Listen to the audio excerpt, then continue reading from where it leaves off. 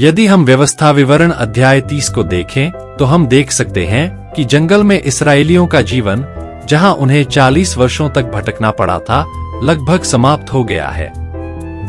वयस्क लोग जो मिस्र से निकाल गए और लाल सागर को एक साथ पार किया, वे जंगल में मर गए।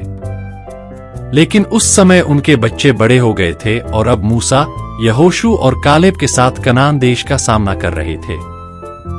किंतु मूसा कनान देश में प्रवेश नहीं कर सका।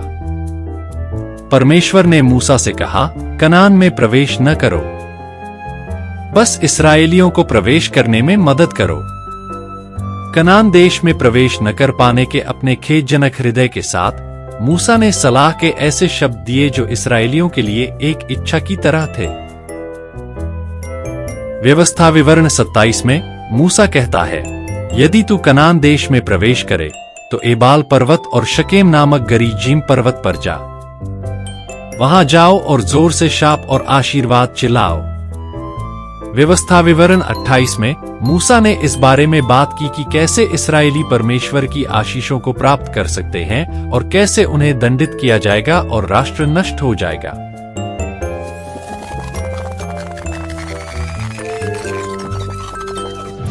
जो लोग वचन के अनुसार जीते हैं, वे परमेश्वर की आशीषें प्राप्त करेंगे।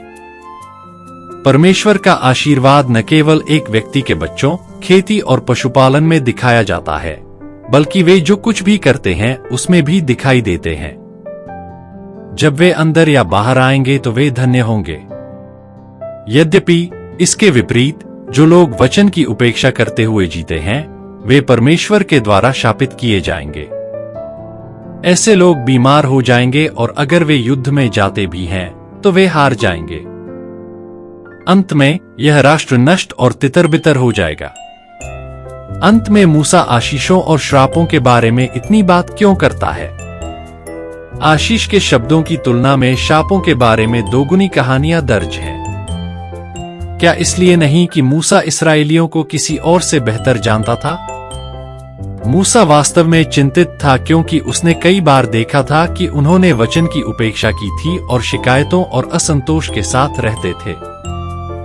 श्राप शब्द डरावना लग सकता है, लेकिन वास्तव में यदि आप उन शब्दों को याद करते हैं और अभ्यास में डालते हैं जो परमेश्वर ने आपको दिए हैं, तो आपको डरने की जरूरत नहीं है। आज हम जिस अंश को पढ़ते हैं उसमें मूसा कहता है, अपने वचनों को अभ्यास में लाना न तो कठिन है और न ही तुम्हारी क्षमता से परे है।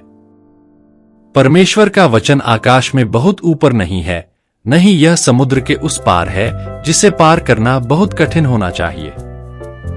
वचन हमारे बहुत करीब है। ऐसा कहा जाता है कि परमेश्वर का वचन पहुंच के भीतर है यदि हम अपना हाथ बढ़ाते हैं, एक ऐसी जगह जहां हम सिर्फ एक कदम से पहुंच सकते हैं। अब भी ऐसा ही होगा। यदि हम वचन को अनदेखा करते हैं तो यह अनिवार्य रूप से हमसे और अधिक दूर हो जाएगा। दूसरे शब्दों में, ऐसे लोग भी हैं जो वचन से दूर रहते हैं, परंतु वचन सदैव हमारे निकट रहता है। मुझे आशा है कि हम उन वचनों को पढ़ सकते हैं जो एक बार फिर से हमारे करीब हैं, उन्हें अपने दिलों में उजागर कर सकते हैं और ऐसा जीवन जी सकते हैं जो उन आशीषों का आनंद लेता है जो परमेश्वर ने हमें दी है।